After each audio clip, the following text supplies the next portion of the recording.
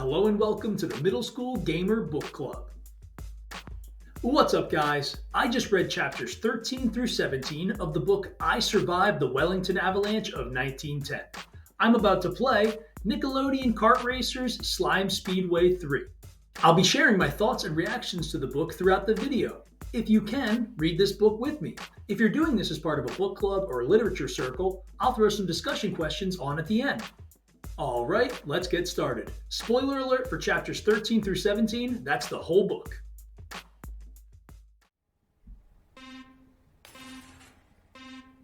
Hey, you talking to me? You talking to me?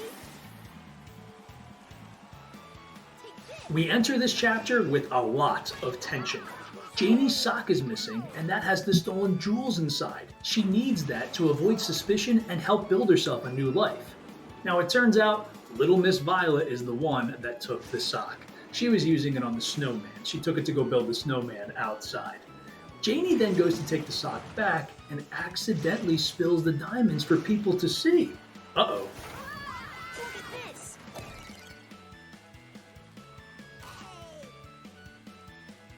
Violet and her mom don't notice the jewels that fell out, but Frederick does. Janie has to think quick. She almost lies to Frederick, but she decides that maybe Frederick really is her friend and he'll understand. So she tells him the truth. He doesn't respond exactly the way that she expects, which makes Janie feel very uncomfortable. She was scared and she felt judged, so she bolted off the train into the blizzard. Frederick chases after her into the storm, but Janie hides. Janie can't help but think about going to jail and what Malvo's going to do to her. All of a sudden, that ticking has returned inside of her head. And with each tick, we feel a little bit more tension ramp up. Janie forms a plan to go hang out in the storage room in the hotel to hide for the night. She has this one scene where it's eerie and it's dark and she's actually surrounded by rats and she's doubting herself. But then there's this scene, I really like this scene where the author wrote this, where with every statement that starts with but, we see Janie getting a little bit more confidence. We see her remind herself she's been in situations like this before, and you know what? She might be able to find a way out if she just thinks and works hard. Chapter 14 ends with a real cliffhanger. Janie wakes up to thunder and lightning at 1:30 in the morning, and she can hear that they're still looking for her.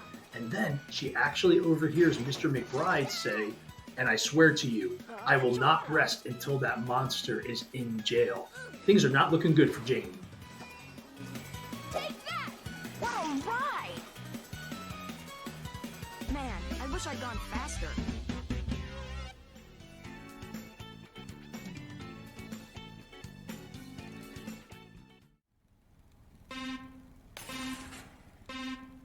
And the football head takes the lead.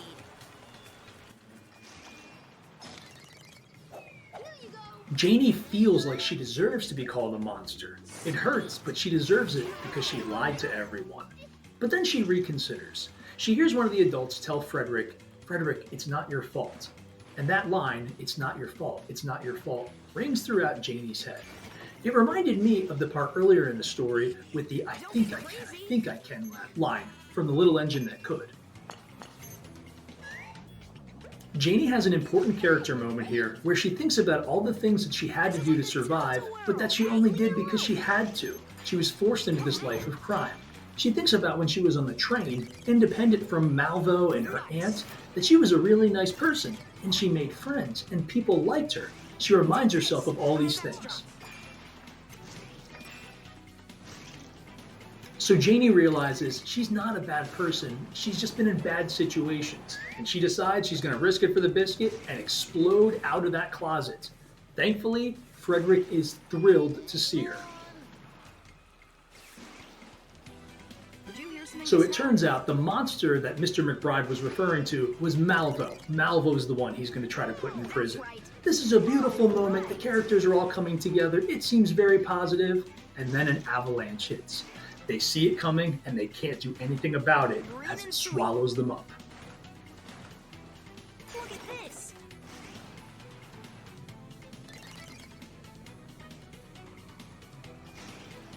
This is the climax of the novel. Janie is completely buried in snow. She's freezing, it's difficult to breathe, and her legs and arms are pinned in place.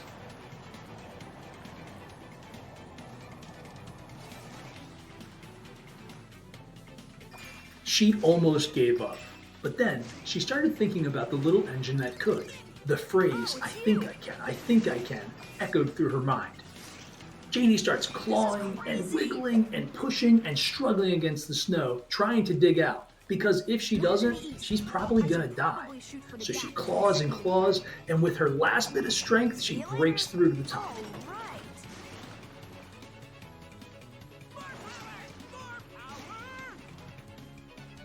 Thankfully, she wakes up a few hours later with Frederick by her side. And the chapter concludes with a newspaper article that explains that almost 100 people died in the avalanche, including people that Janie knew.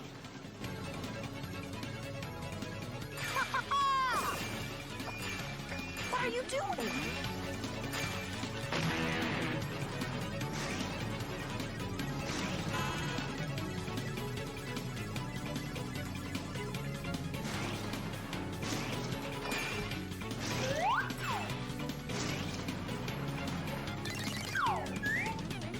Take that! Awesome!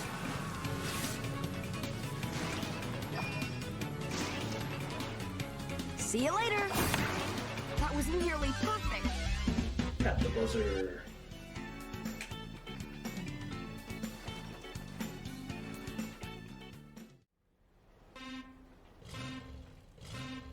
Hey, you talking to me? You talking to me? All right. Take this. I have extra. All right, last chapter of the book, chapter 17. This chapter takes place 3 months after the avalanche in Boston. Turns out that the McBrides took Janie in and she now lives with them in Seattle. This chapter is a birthday present to Janie. They're going to Boston to try to meet up with Dash. Hey, leave me alone. Nice.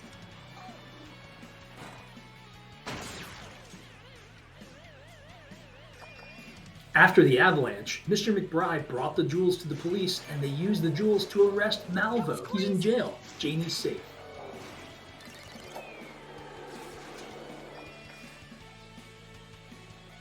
The novel concludes with Janie looking at her reflection and thinking about the happy person she sees. She realizes that that is who she really is. She's not a bad person or a criminal. She's a nice girl. How soft would light from yonder window breaks. It is the east. I gotta take a second to stop and take a look at how Lauren Tarshis, the author, built this story. Think back all the way to chapter 1 or 2 when the little engine that could came up for the first time. I think I can. It's introduced way back then. Throughout the novel, we get little hints of it and it pops up every once in a while. But that moment when Janie was buried in the snow, that I think I can, that popped up all those chapters ago, that connected, and that's what helped Janie get out of the snow, and ultimately it helped Janie realize that she's a good person.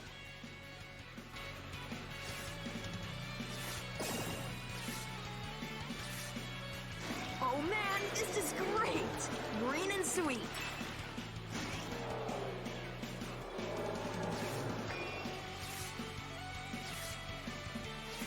Whoa! That was pretty easy, I have to say. It's not insurmountable.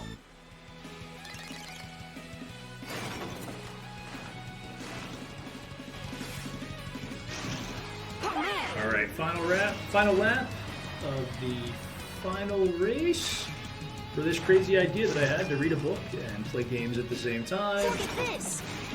I was saying in one of the other videos, I'm surprised how much I like this game. It's a very solid kart racer. If you're looking for And the something that's just football head takes a the nice game you lead. can sit down and play with friends, takes 3 seconds to explain. Hey, This is you pretty good. talking to It's me? You definitely talking to on me? par with Mario Kart. I think my favorite difference between this and Mario Kart is stuff like that giant hand you saw, and some of the other environmental things, like when these giant gnomes come on the screen. Other kart racers don't have Green as and many sweet. things like that where they're environmental that you generate. I really like that. Let's see if I can hold on here. How do you like this? That was nearly perfect.